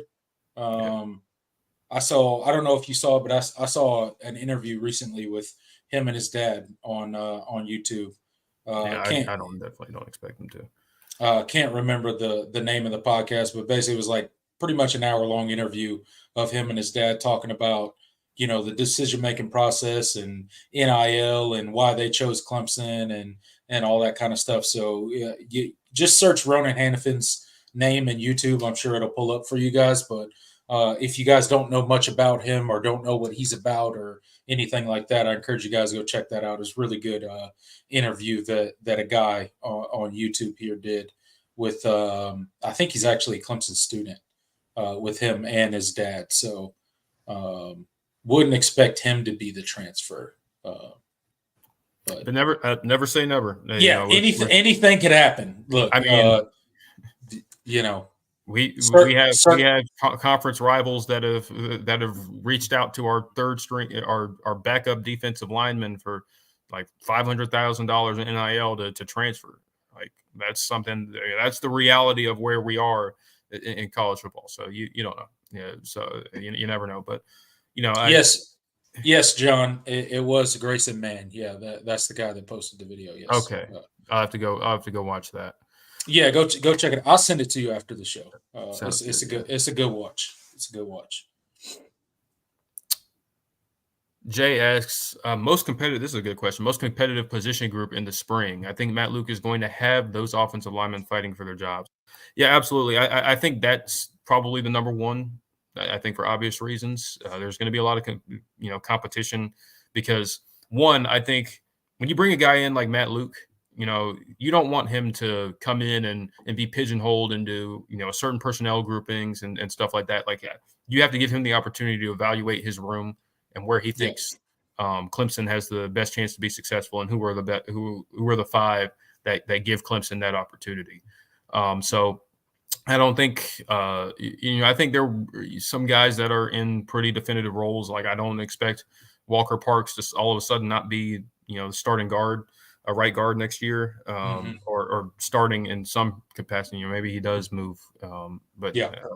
I would expect him to be one of the five for sure. And probably I think where he's at guard is probably where he's best at. But I think for the most part, there's a lot of open opportunity, especially at the tackle positions. Center obviously is the biggest thing that jumps out. Who takes that step and who is our best option there? That's the biggest thing. So there's going to be a lot of flexibility as far as lineups. But I think this offensive line group has a chance to be really, really good. Yeah. But, I mean, and I think because you return a lot of guys, second year in Garrett Riley's system, and I think the change in coaching style is going to be good for a lot of these guys, and just Matt Luke's experience and knowing what a championship caliber offensive line looks like. I haven't been at Georgia. I think that's invaluable. So I think he's going to have his opportunity to get the five that he wants. I think you'd be stupid not to, because why did you hire him then? Offensive line is number one for me. I assume you would agree with that. I think wide receiver still is like we said, there's still a lot of flexibility there as far as who's roles or what, who's our true number one wide receiver, is is Adam Randall ready to take that next step? Can Tyler Brown build on his freshman season? Can Antonio Williams bounce back? Is Troy Stellato, finally ready to have that big season after just being hampered by injuries his entire career? Is Cole Turner going to emerge and finally be that big play threat and that a speedy guy that we all hoped he would be? And obviously, just his season was basically ended before it started. All these questions. What do the freshmen look like? Who do the sophomore the second year players? What do they look like in year two? So there's a lot of questions there, and I think for me, an underrated part is quarterback, and not for the reasons you think. I don't think there's a question about who's going to be the starter, but I think there's going to be a concerted effort for this quarterback room to really push each other and really just as a whole get better. I think there's a very big sense of urgency, especially for a guy like Christopher Vizina to take that next step in year two. I think he has to, not because we need him to challenge Cade Klubnik for the starting job, but because he needs to be ready as that second quarterback off the bench. I think that gives Clemson the best chance, and that's not a shot at Trent Pierman, because the staff has raved about him, and I think he has a lot of nice qualities. But you brought in Chris Vizina for a reason. He was a blue chip quarterback, and he has to take that next step because he did not come in ready at all. That was just the reality. I thought they said they were pleased with how he progressed throughout the season, but he has to take that next step. Yeah, and no disrespect to Trent Pierman at all. Make no mistake about it. But if you're relying on Trent Pierman to really win games, we're in a pretty bad situation as Clemson, right? We got two blue chips that are ahead of him that should be producing for us. And I think you make a good point. I think the quarterback room as a whole has been challenged this offseason to get better by both Garrett Riley, Dabo Swinney, and the rest of the coaching staff, right? And then kind of turning the page to defense for me, since you kind of focused on offense, I think obviously the defensive end group, who's going to emerge as that second guy opposite of, excuse me, his name's TJ Parker. Yeah. TJ Parker, right? Who's gonna emerge as the guy opposite TJ Parker, right? Is it gonna be a Cade Denhoff, who we saw have a really good game when it came to the bowl game, right? Is he going to continue that trajectory and really emerge under, a Chris Rumpf? Or is it going to be somebody else, right? Is it going to be one of those freshmen that come in and have instant success, right? Or are one of those veterans that have been on the staff or on the team, just kind of a depth piece for 2 to 3 seasons, are they really going to jump in and take the next step this spring? I think that's going to be interesting. And then who's going to take the reins behind Barrett Carter, right? Who's going to be that second guy? Is it going to be a Wade Woodaz? Is he going to be able to secure that spot consistently enough? And then, the question really is for the defense, are they going to continue running that like 4-2-5 type deal? Or are they going to go back to a 3 linebacker set for the defense? Because that's really going to depend on maybe the impact that a Sammy Brown has, or a Kobe McLeod, or some of those other linebackers that are laying and waiting behind a Barrett Carter and a Wade Woodaz for, kind of vying for playing time. So I think that's going to be a really competitive group, and we'll see what comes out of that with, Wes Goodwin leading that group. So a lot of interesting position groups heading into spring for Clemson. Yeah, absolutely. But yeah, we spent. He asked for the most competitive, and we just really went through all of them. But that's kind of how we get. But yeah, I think number one. I think number one is definitely offensive line. Offensive line, and then 100%. I think number two. I think number two overall, all of it is definitely defensive end. I think those would be the two I would point to. That would definitely be my 1 and 2, and you would expect to see growth under Matt Luke for the offensive line. So I think there's going to be a lot of growth there. Zechariah asks, thank you for the $2 super chat. Thank you, sir. He says, think Jake Bringston will break our tight end yards record. Well, I'm assuming you mean the single season, because he certainly won't break like the career. Who holds that? Is it Dwayne Allen or is it? I'm pretty sure it's Dwayne Allen or it might be it might be Jordan Leggett. I'll see. I have to go look at that. Who does I'll that? look. I'll look it up. Or is it maybe it's Benny Cunningham? I'm not sure. That's actually I'll have to look that up. I don't actually know who our all-time tight end receiving yards record is. I think it's Leggett. I'm starting to think it's Leggett, but I'll have to go look. But no, I don't expect him to break the certainly the career, because he just hasn't been productive through 3 seasons to warrant that. But yeah, I have to look. Who is the single? I guess single season is probably what he's asking. Shoot, that's actually a good question. How many yards did Dwayne Allen have his not his Biletnikoff, but his Mackey Award year? I don't think he had that much. I don't think he hit 1,000. I think he had like 800, maybe. Let's see. So Brenningstool tied Dwayne Allen's single season catch record last year with 50. Okay. He certainly didn't have the yardage. I think Jordan Leggett has the yardage with 736. Yeah, that's what that sounds in about right. in 2016. Yeah, that makes sense. Wow, so Dwayne Allen didn't have as many as I thought when he won the Mackey. I think he had a lot of touchdowns, but I think he had maybe 500 that season. It wasn't wow. I don't think it was anything crazy. I may be wrong about that, but that was 2011. Well, I guess when you think about it, that makes sense, because Sammy had that big freshman year, right? There was a lot of DeAndre Hopkins and Martavis Bryant. A lot of guys going up. Man, think about that receiving core, dude. Yeah, man, it's good. That's probably the best just overall group of pass catchers in school history. Like that was pretty special. Yeah, man. Those 3 dudes were on the same team at the same time. Yeah, it's still unbelievable. With Dwayne Allen. Yeah. That's crazy, man. That's crazy. Insane that they didn't. And you had a guy like Adam Humphries as well. That receiving room. Insane you didn't win more with that group of guys, but Dwayne Allen had 598 in 2000. 598. Yeah, that's less than that's a lot less than I thought. I thought he had 700.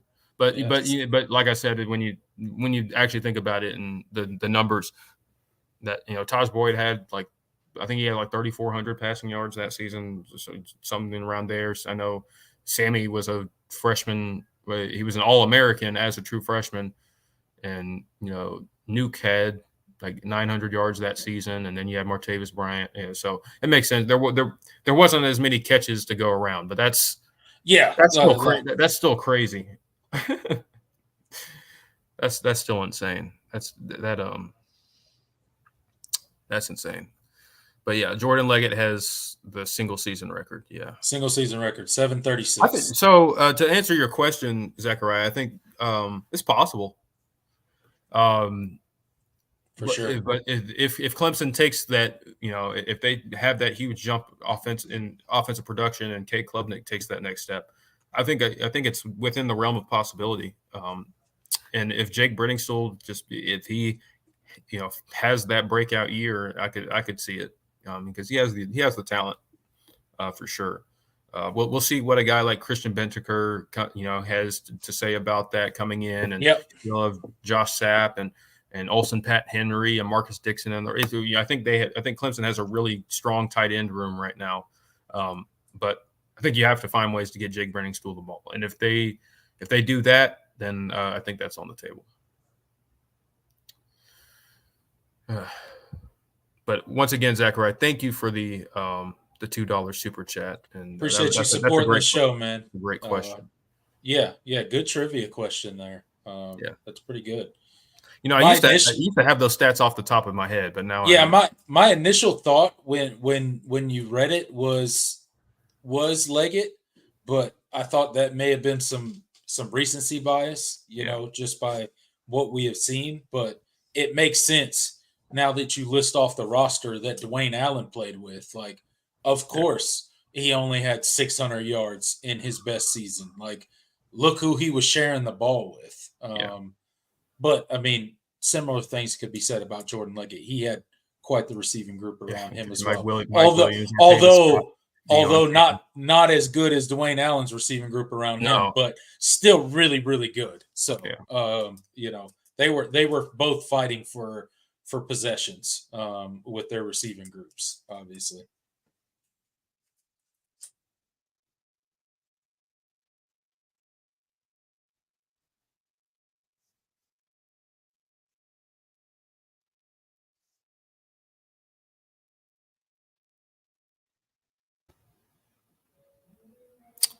Are we back? I lost. I think we're back. Are we good? Okay. Yeah. Everything froze for me. I couldn't hear anything for a minute there. Yeah. That was me too. Okay. So if we all just if we everybody everything went quiet for a second, then now you know why. Yeah. What were we talking about? But yeah, the tight end discussion. Yeah. Yeah. A guy that should have definitely been someone we will definitely talk about. He's going to be somebody that's talked about for a while. But the other D Allen that Clemson had probably should have had a better career than he ended up having here from a receiving yardage standpoint, and that's Davis Allen, definitely. Yeah, for sure. He's a guy that you see what he's doing with the Rams right now, and you're just like, oh man, like how do you? He had a solid last year, but it just is like, man, he's a guy you felt like you should have gotten the ball to more. His ability as a downfield threat and as a blocker, yeah, he's a guy that I think Clemson fans. He's still too recent, so everyone remembers, and it's like, oh yeah, man, we underutilized Davis Allen, but like 5-6 plus years down the road, like we're going to look back at this era of Clemson football and these teams, and like, man, you see Davis Allen, and especially when you see that Davis Allen has had a long career, and you're like, man, why didn't we get him the ball more? Yeah, man. It's questions that will never be answered. Yeah, absolutely.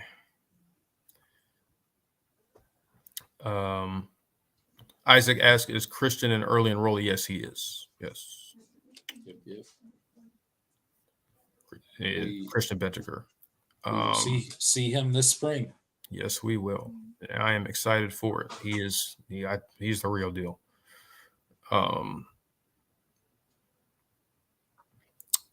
Isaac asks, who do y'all think is the next commitment for the 25 class? Oh man, that's I think that's too early to say. If you had asked me that like a couple of weeks ago, I'd probably give you a better answer. But right now, I don't want to speculate. I don't expect any more like surprise commitments. At least, like I don't expect like an Ari Watford who committed to Clemson basically out of the blue. He's a guy that Clemson felt like they had a chance to really close on heading into that junior week, but he pulled the trigger before. I don't expect anything like that. A guy that, like I mentioned, I think a guy that has been really close at different points is a 4-star line. I mentioned him earlier, 4-star linebacker Jaden Harmon. So I think if you get to that, official visit weekend and really seal the deal, I could see him being a guy that decides to pull the trigger, but who knows what the timing is, because once you get hit that official visit weekend, there's a string of typically the last couple of years it's been a string of commitments. Yeah, that's what I was going to say is I don't know if I can give you a particular player that'll be the next one, but I guarantee you the next big landing of the 2025 class, or the next, I guess, flurry of commitments for the 2025 class will be immediately following that what is it, May 31st this year? Yeah, May 31st. Official visit weekend. So that big summer recruiting official visit weekend it'll be following that. Yeah. I It think, yeah. might even be during that weekend. Yeah. I wouldn't be surprised if we get a commitment or two during that weekend, and then probably maybe some to follow that as well if we don't get any that weekend. So that tends to be how the recruiting has gone. The past few years for Clemson, that recruiting weekend tends to pay pretty big dividends for our classes. We tend to do a very good job. Absolutely. Um,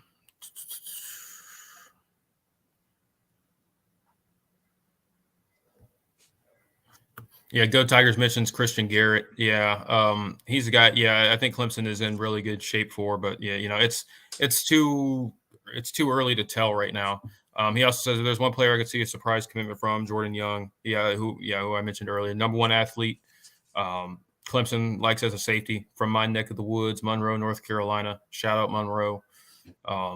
Great kid. And a guy I think Clemson absolutely loves.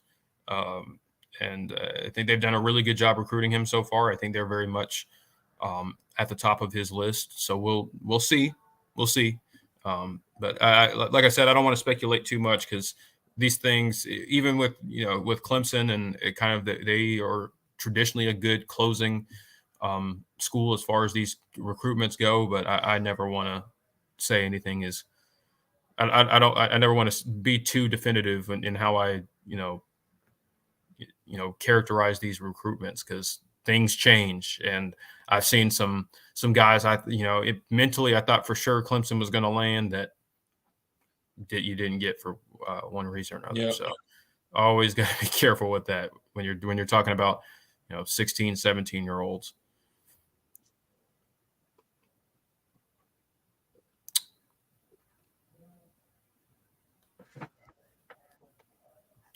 Jay asks, what is your confidence level in this coaching staff with the recent hires based solely on X's and O's? Well, that's I don't want to overstep and claim that I'm a expert on X's and O's, and I know a little bit, but I'm not a coach. I'm not or anything like that. So I never Nope. want to. I never want to talk like I know what I'm talking about like that from a schematic standpoint. Yeah. But I think this staff is in really, really good shape from a coaching minds standpoint. I think these are. I think you're in a much better spot as far as guys that understand their craft and kind of having an identity of what they want their position groups to look like. And so how that fits into Garrett Riley's scheme, I expect it to be good, but at the end of the day, you never know. I thought last year the offense was going to be good. I thought I thought personnel wise they were in good shape, and then obviously it wasn't exactly like that. And, there was some regression in some areas. So it's always hard to kind of project like that. But I think certainly this is an improvement over last year. Significantly, just because the experience and understanding, just kind of the finer points of being a position coach, especially, and how to develop a room and how to bring the most out of your guys. I think that's a big deal. And so if you get that, I think Garrett Riley's scheme is versatile enough that they can look a lot of different ways and be successful.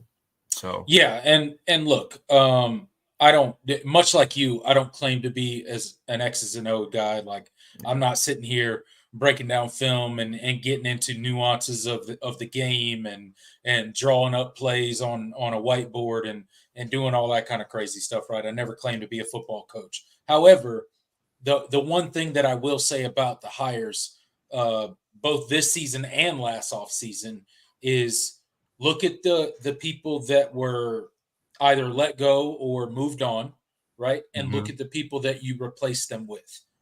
Did you upgrade or did you downgrade? And I think definitively in every single case, and I'm not, no disrespect to the coaches that left Clemson or were let go from Clemson. I don't mean any disrespect, but I think definitively in each and every case, that being Garrett Riley, Matt Luke, and Chris Rumpf, I think you can definitively say that all three of those were upgrades. And I don't think it was even close. So, because of that, and because of the impact that you've already seen in recruiting, I think it's safe to say that Dabo has made the right hires, and I don't particularly think he could have done much better when it comes to the hires that he has made in the past couple years. So, definitely think it's heading in the right direction. And I mean, just look at these guys' track record. Like, look at what they've produced on the field. Look at the talent that they've produced, and I think that there's no reason to think that they would not duplicate it at Clemson. I know last year was less than stellar. It's not what we thought year one under Garrett Riley would look like. However, again, it was year one. There were some personnel issues that obviously were clear cut that we could all see. You don't got to be an X's and O's guys to look on the field and see Right. that, excuse me, there was some clear cut issues with personnel last year and execution and all of those things. So, but that's long-winded way of saying we're headed in the right direction, and I think those hires were absolutely home runs. And from an X's and O standpoint, in my opinion, we upgraded in every single position over the past 2 years. Absolutely. And I think I completely lost my train. I had something I was going to say, and I just completely lost it. And I think the biggest thing is that you have a group of guys that I think collectively, I think are in a lot. Just there's a understanding of kind of where they need to be. I think just being in year two, especially on the offense, in year two under Garrett Riley, I think having those experiences from last year, seeing what went wrong and kind of what went wrong, what went right, and kind of what things need to be kept, what things need to be tweaked. I think Right. is a big deal, and bringing in that experience, especially from a Matt Luke standpoint, and understanding from an offensive line standpoint what things need to change. He's going to be a huge help as far as Yeah. helping and understanding, where they were last year and where they need to be this year, and Yeah. how to get them there. Yeah. And I think, like, you kind of just triggered something in my thought process is like, I think sometimes we forget how young Garrett Riley is as a coach. Yeah. And I think one of the most promising things that you could have taken out of last season was his ability to evolve mid-season, right? Like, you saw him evolve mid-season when we were 4-4 and things were looking really bad. And he started just putting a product out on the field that would win ball games. It wasn't necessarily his offense all the way, but it was what would win ball games in the moment. And you saw him kind of evolve in that way as a play caller and kind of tailor some things based off of, well, this is the current personnel I have. This is what they can do well. So this is what we got to do, right?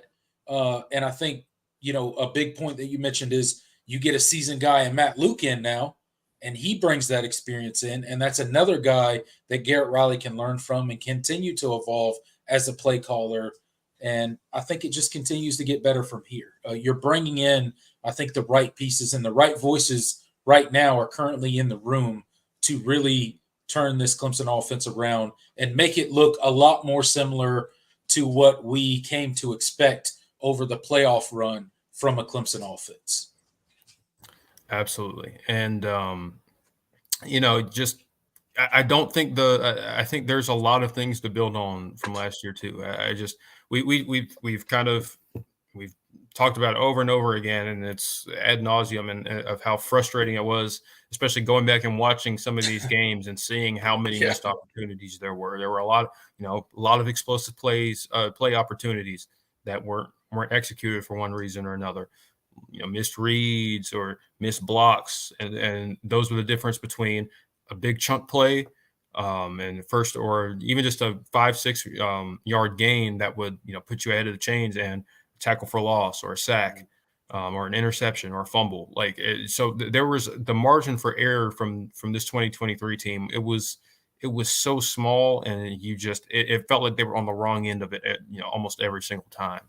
And that was why the offense looked the way it did. But when you see what they were doing and what they were trying to do and trying to be, you were like, man, if we can just fix this aspect, this position group, if we can see this quicker, tick faster, this offense looks a lot different, from a number standpoint, from a production standpoint, and all of that. So absolutely.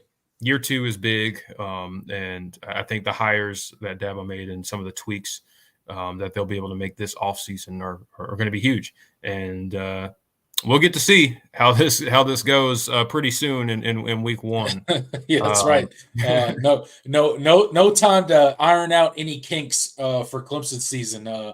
We hit the ground running, and it's going to be it's going to get real quick in week 1 of the 2024 season. So we're capable of winning the game. We will not be favored. No one will pick Clemson to win. And they probably shouldn't pick Clemson to win. There's no reason that you would think, anything would make you think that they would win that game against a Georgia team that has been completely dominant over the past, 3 to 4 years. So, but we are capable. We have the talent, and we'll see what kind of product they turn out for the 2024 season. A lot of growth, a lot of stuff to figure out before now and then, though. So, and plenty that we will get to talk about. Absolutely. And I'm excited. I'm already missing football, ready for man.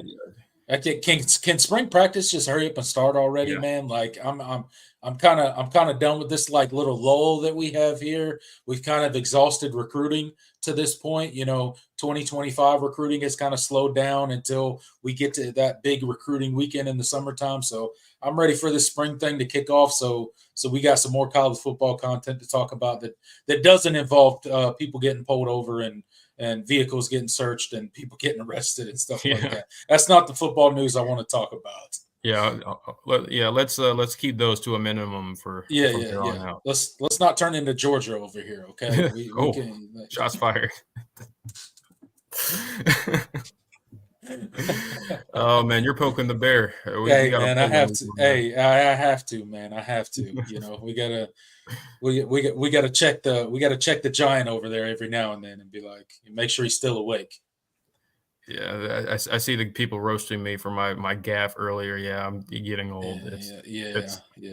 Don't call Jordan old. I know I'm not allowed to say it. If you guys call Jordan old, then that's kind of it makes me feel way older. So let's not call Jordan old. Okay, he's a very young, intelligent man. I appreciate that. Because I don't want to admit that I'm getting old either. So Jordan's definitely not getting old. Yeah. If I'm not getting old, neither is Jordan. Yeah, I still haven't. I still haven't processed it, but that's right. Yeah, life is comes at you fast. That's for sure. Man, it comes so fast, dude. It's crazy.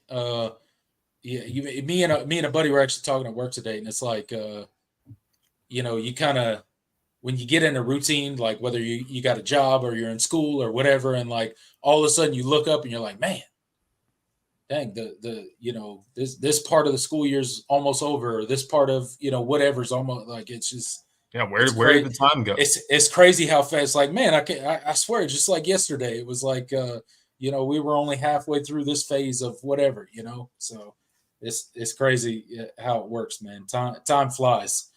Before you look up and it's it's going to be 2025 and we're going to be into the next college football offseason. So it's crazy how fast it goes.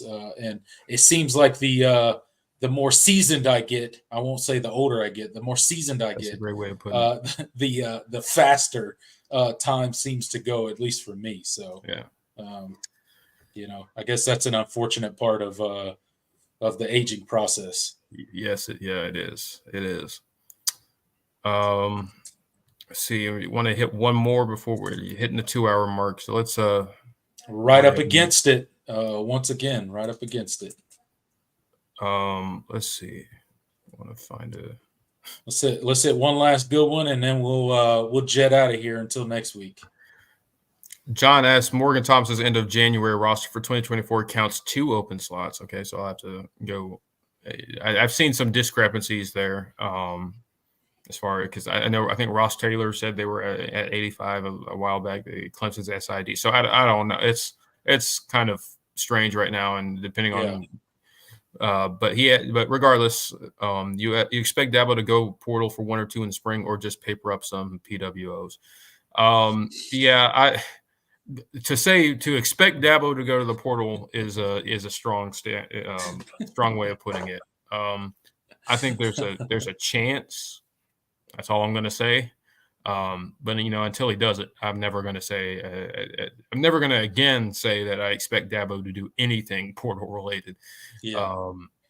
And obviously, a lot of the misses are weren't completely on Clemson, and they went after the guys they felt like fit the what they were looking for and just didn't get them. But at the same time, it's like you just want to you got to see it first before you really. Yeah. And I think like Clemson, if you look how they approach the portal, they're looking for a very specific guy in the portal. And I'm not talking the whole, culture and fit and all that type of deal. I'm talking about like somebody that wants to come in and continue to develop and maybe not play right away. That's really hard to come by in the portal. And that's kind of what Clemson was looking for in this portal cycle. And there's just not that many of those guys out there. Most guys in the portal, they're in the portal for a reason, and one of the biggest reasons is, playing time and NIL. Those two things are probably the thing that dominate the portal the most, and those are typically not the things that Clemson leads with, whether that be high school recruiting or portal recruiting. So leaves them at somewhat of a disadvantage. So I think it'll depend on what the roster looks like, who leaves in spring. If there's a hole to fill, I'm sure they may go test the waters of the portal. But again, with Clemson's current approach to how they recruit the portal, I don't know how successful they will be. I would assume that it would be much of the same as what happened to them in the last portal cycle. Just because they approach it from a pretty different way, and it's not it's not turning out to be a very successful way of recruiting the portal. So at this point, again, I'm with you. Believe it when you see it, right? Yeah. And I'll say this: it also depends very much on what the pool of portal players looks like. Because I don't want Clemson to take a guy just to take him either. And so if there's not a fit or a guy that you really think elevates the room in any particular way, like I mean, that's not a good way. You might as well just roll with what you got. Mm-hmm. So the hope is that you have, the guys in that room, especially at defensive end and offensive line, really defensive end, because of really the numbers standpoint and just lack of experience combination, make it kind of a dicey situation. But if you have guys that step up there, and I don't want you to just take a guy just to take him, because and if there's a fit there, and an experienced guy, maybe one, preferably one that doesn't have a million years, so preferably one that isn't coming in expecting a massive payday, and hopefully only has like 1 year of eligibility or something like that. Like, then you go get him. Right. Yeah, and that's probably the most likely position group. If they were to go to the portal, I would assume it would be for a defensive end, and it may be that guys didn't step up or didn't progress or didn't show what they needed to show in spring, and there's a real hole for them to fill there. That would probably, in my mind, that would be the most likely position that Clemson would kind of jump into the portal for, just because of all the reasons that you just listed. But offensive line may be another option for that as well. Obviously, they went to it the last portal cycle. So, who knows? But if I had to guess, if Clemson went to the portal, I would assume it would be for a defensive end. Yeah. Just right now, that would be my assumption. But yeah, that could change come the end of spring. 100%. All right, man. I think that does it for the night, right? Well, Jordan, I don't know about you, but it's been great to be back here on the All In Show. It was kind of nice, I guess, to have a week off, but kind of weird at the same time. Probably more weird than it was nice because it wasn't definitely. planned. It wasn't planned, and it was kind of stressful because we were trying to make it happen, and then it just kind of didn't happen last minute, and we had to make that post on the community page, but. Apologies for last week, guys. Appreciate you guys showing up and showing out in force tonight in the midst of the off season when all the other, I guess, regular college football fans have moved on to college basketball and the NBA and whatever else they're watching, the Chiefs victory parade for the Super Bowl. Shout out to the 2 Clemson players that got a ring, by the way. But thank you guys so much for showing up and showing out. We really do appreciate it. Thank you for our super chats tonight from Zachariah. Sent us 2 separate super chats. Really appreciate you supporting the show, Zachariah. Shout out to you, man. Couldn't do the show without you. It's much appreciated. Any and all support is appreciated. Thank you guys for getting into the comment section and hanging out with us tonight. And Jordan, go ahead and send the people off, my man. Yeah. Once again, guys, thank you guys. Just another great show. Glad to be back. That this 2-week period was pretty agonizing. I look forward to this show every week. It's a nice break from, just everything else going on. I know I speak for Tiger Paul Craven too. It's just a nice break from just the hecticness of just real life. And we just get to, chop it up about Clemson football, and we have a great audience, and you guys definitely are what drives this show. So just always want to show appreciation for you guys, and thank you for tuning in, and hope to see you guys again next week. Oh, and one other thing, I want to start just reminding people at the end of every show, if you are just tuning in, if you were late, not a big deal. We're not holding it against you.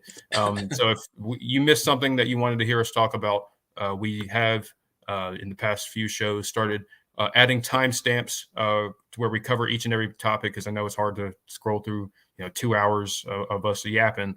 Not everybody wants to do that. So if there was a topic that we talked about that you wanted to hear us talk about, we'll have those listed as timestamps in the description. So check those out on the rewatch. But yeah, that's about it, guys. We'll see you next week.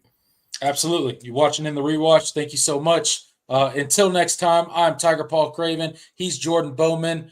Until next time, again, be here 7 p.m.